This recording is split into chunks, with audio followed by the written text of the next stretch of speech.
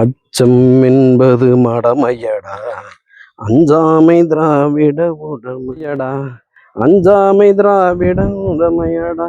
ஆறிலும்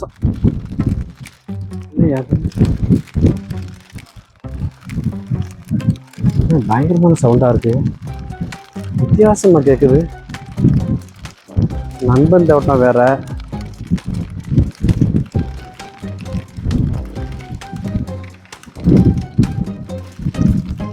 என்ன எதுன்னு ஒரு எட்டு பார்த்துருவோமா? நாளைக்கு நண்பன் எதுவும் சொல்லிட்டானா? வா வா வா வா, இன்னைக்கு என்னன்னு பார்ப்போம்.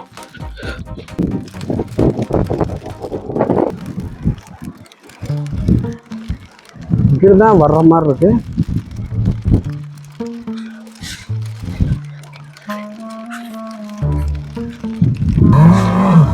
ஆஹா, இது நம்ம தலைவன் இல்ல? ஏன்பா இங்கிட்டு தான் சவுண்டு கேட்டுச்சு, இப்போ இந்த சைடு கேட்குற மாதிரி இருக்கு.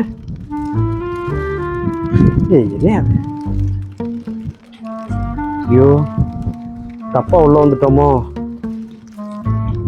நம்ம ஏதோ வேற சவுண்டு நினைச்சோம். காத்து கருப்பா இருக்குமோ? ஐயோ, நண்பர் தோப்பு வேற, அதான் நம்பி இறங்கிட்டேன். இப்படி போவேன், எல்லா சைடும் நான் போற இடமெல்லாம் சத்தம் வருது.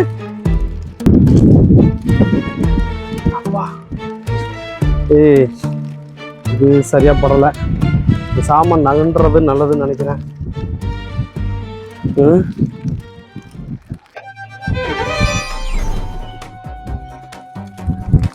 ஆட, என் பாக்கெட்ல இருந்து தான் இந்த சவுண்ட் வந்ததா?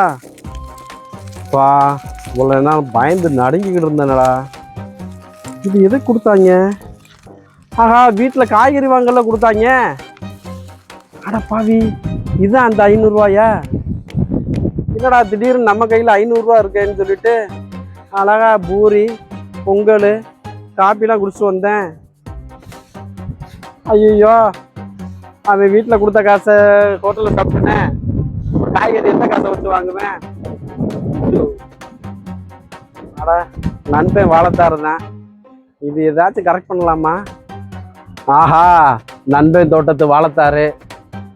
இது 500 ரூபாய்க்கு தேத்தி எப்படியாச்சும் வீட்டுக்கு காய்கறியை வாங்கிட்டு போய் வீட்டு பிரச்சனையிலேருந்து தப்பிக்கணும்டா முதல்ல.